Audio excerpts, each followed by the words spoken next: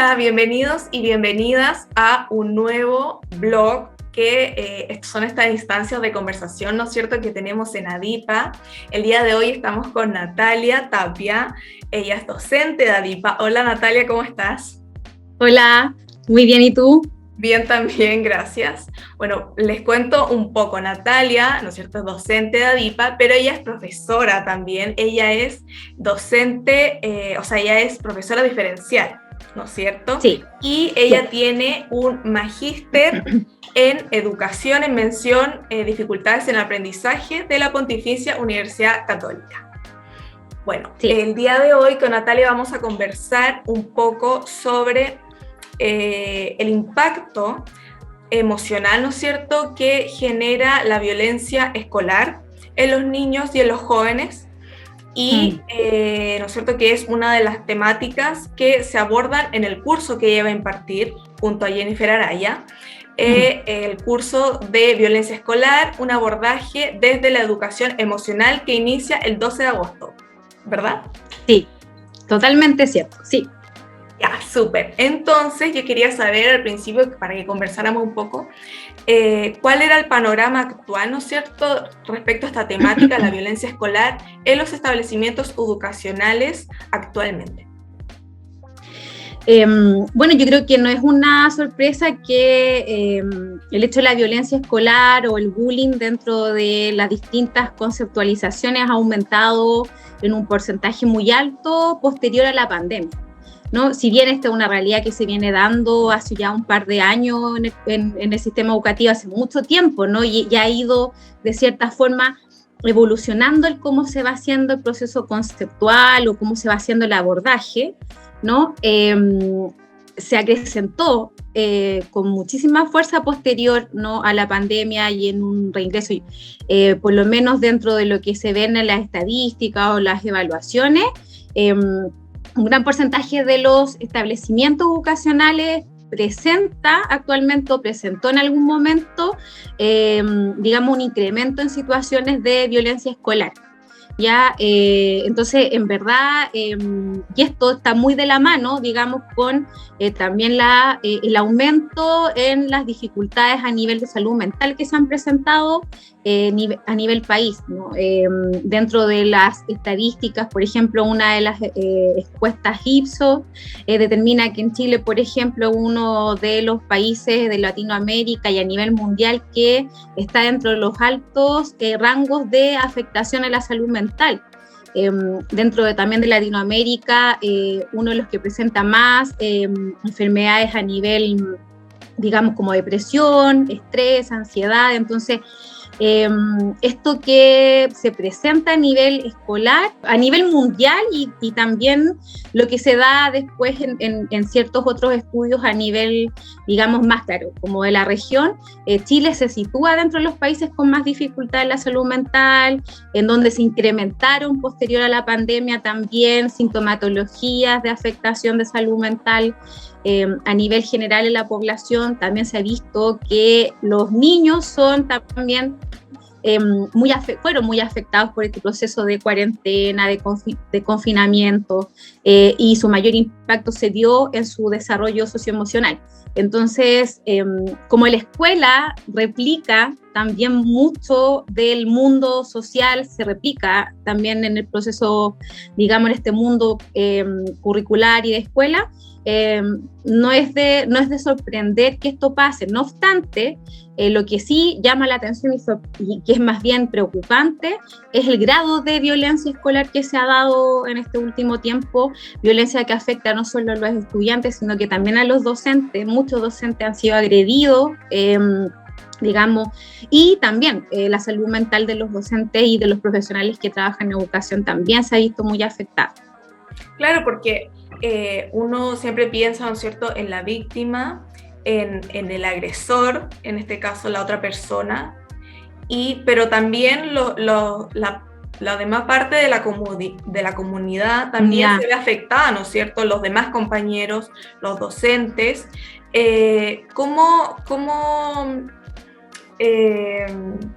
¿Cuáles son los efectos, ¿no es cierto?, negativos que generan para esta parte de la comunidad, estos casos de acoso y de violencia de que tú me estás hablando?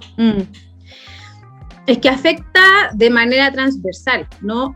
Afecta a nivel de gestión, porque es muy complejo llevar un proceso de aprendizaje adecuado en un clima donde prima la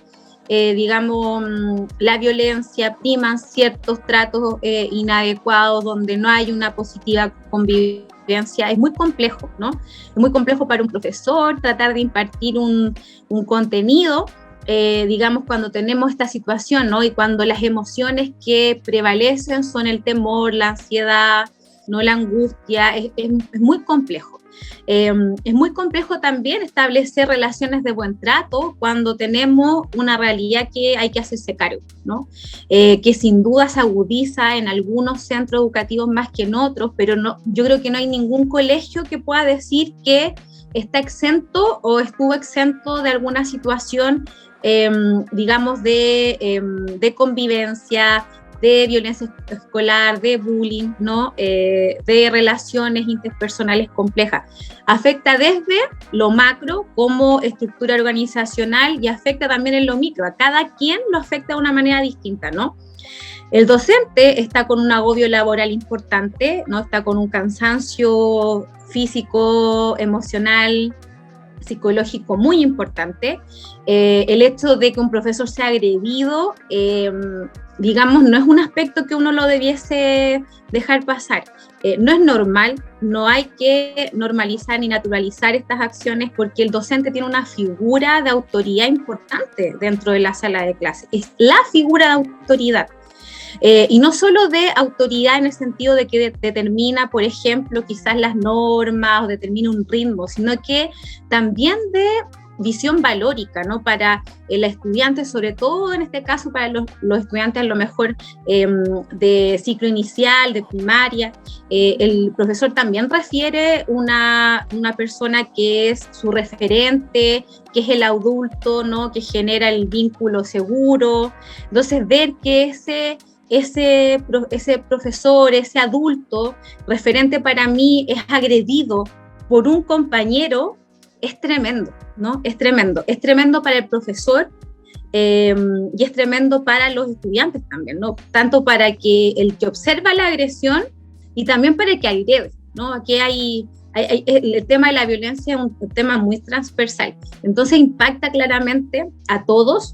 Y la distinción entre la magnitud de la afectación de este impacto también depende mucho de si yo tengo en mi casa, por ejemplo, un contexto seguro donde yo pueda llegar y transmitir lo que me pasa y ser acogido en lo que me pasa, si tengo más o menos herramientas también emocionales para poder enfrentar lo que está pasando. Tanto el adulto como en este caso el estudiante van a ir generando una división en el impacto, ¿no? Que se pueda producir a largo plazo. ¿Y cuál es el impacto emocional y psicológico, ¿no es cierto?, que sufren las víctimas de violencia escolar?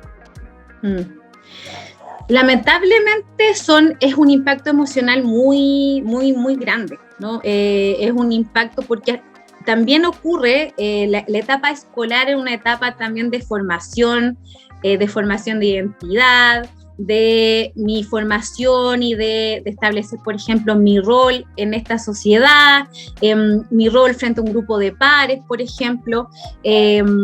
Ahora, a la víctima, independiente, ¿no?, del tipo de violencia o el tipo de bullying que la persona pueda sufrir, sin duda que hay una afectación en lo emocional.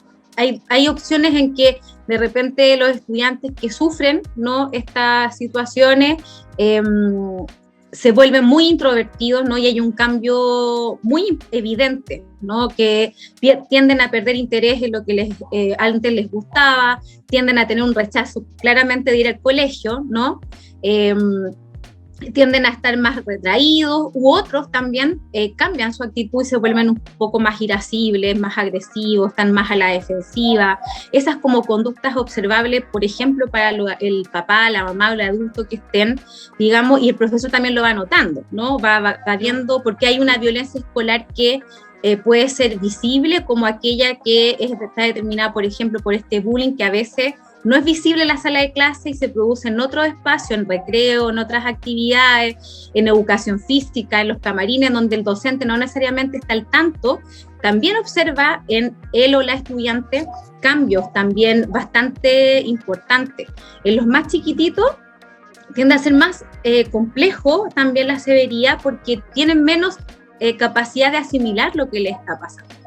Entonces tienden a tener cambios muy bruscos, dificultades para dormir, por ejemplo, pueden tener, lamentablemente hemos visto en las noticias casos severos de bullying, de violencia, en donde los estudiantes han tenido hasta secuelas neurológicas, por ejemplo, de tener efectos, no sé, convulsiones, taquicardia, como sintomatología física muy fuerte, porque hay dificultad también, ¿no? Porque no tenemos las herramientas para poder ir procesando. Para todos es muy difícil enfrentarse a un proceso así. Claro, y para los niños es mucho más complejo. Y surgen también trastornos, me imagino, que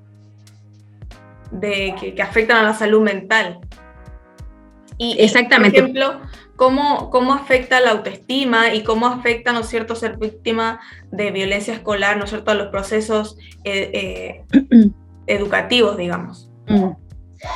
Mira, lo bonito de lo que nosotros queremos abordar en este curso es que tiene dos miradas, ¿no? Tiene toda la mirada desde la expertise de Jennifer como psicóloga, que va a hablar, ¿no?, de qué entendemos por violencia escolar, cuál es la diferencia también cuando hablamos de bullying, de cuál es el desarrollo de la sintomatología psicológica que se produce, tanto en quien lo sufre como en quien lo produce, pero en lo emocional hay, como yo te decía, un impacto bastante profundo, porque estamos en una edad en donde nos estamos formando, ¿no? Nuestra propia percepción, nuestro autoconcepto personal, nuestra, digamos, autonomía, nuestra valía, nuestra autoestima, todo eso se va forjando en la edad escolar con mucha fuerza.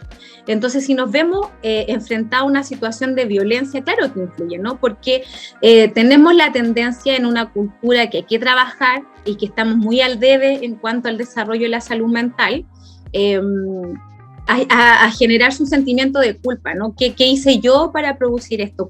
Quizás dónde está en mí la dificultad, ¿no? Y resulta que no está en mí la dificultad, ¿no? Tener la mirada clara en torno a que el que produce el daño es básicamente el que tiene la dificultad. Para eso hay que tener un desarrollo emocional, socioemocional grande y como todavía no lo tenemos porque nos estamos formando, el impacto, claro que influye, ¿no? Los chicos por lo general tienden a presentar una baja importante en su rendimiento académico porque tanto las funciones, por ejemplo, ejecutivas, cognitivas, descienden, ¿no? Mi nivel de atención baja, mi memoria baja, mi concentración se ve afectada, ¿no? Porque se está tomando acá las emociones primarias como la angustia, el miedo, entonces me hacen un bloqueo y el aprendizaje claramente que se ve interferido y se ve interferido todo mi desarrollo socioemocional también, ¿no? O sea, un niño que es constantemente agredido va a tener una autoimagen muy afectada y probablemente una muy baja autoestima porque está constantemente recibiendo una agresión de otros, ¿no? Entonces es muy complejo. Y en el caso, por ejemplo, del agresor, ¿no es cierto?, de este niño o de este joven que realiza, ¿no es cierto?, este acoso a otro compañero o a un profesor, como tú comentabas. ¿Existen las consecuencias emocionales también para ellos? ¿Y por qué se da esta situación en que un compañero puede llegar a maltratar psicológicamente o físicamente a otro? Mira, desde las múltiples miradas, yo te voy a hablar desde lo que uno trabaja en la educación emocional, ¿ya?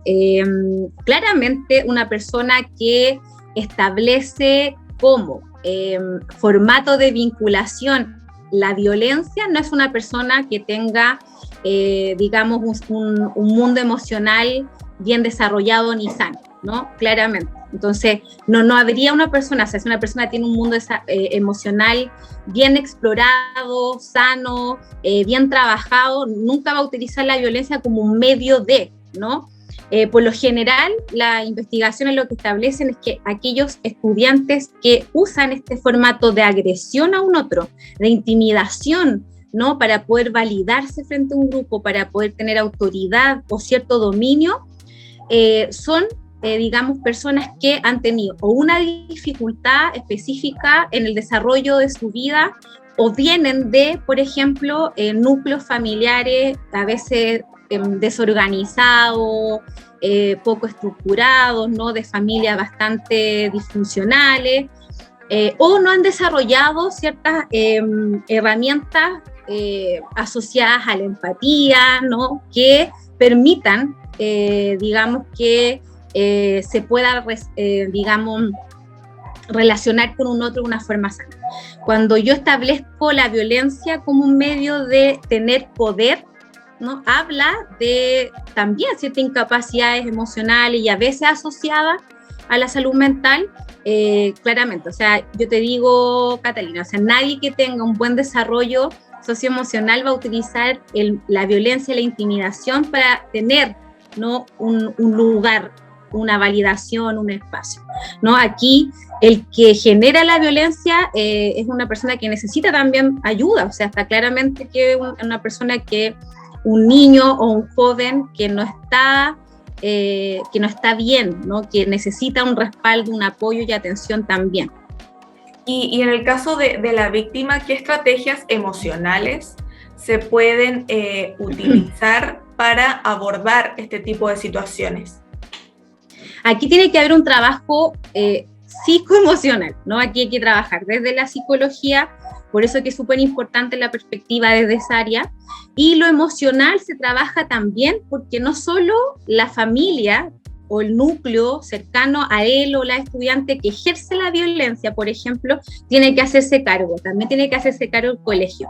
En el caso de quien la sufre, en este caso la persona que es víctima de un acoso, también tiene que trabajar desde lo psicoemocional, o sea, hay que trabajar aspectos afectados en nuestra salud mental producto de esta situación, y desde lo emocional yo te podría decir como el colegio o el docente se hace cargo de este niño que ha sufrido un bullying o ha sufrido una violencia directa a nivel escolar. Y eso yo creo que es, Cata, el gran pendiente que tenemos, ¿no? Porque cuando uno observa, por ejemplo, desde el lado de la educación, que es donde yo por lo menos trabajo, el profesor carece de herramientas, ¿no? Es un profesor que ya está agotado.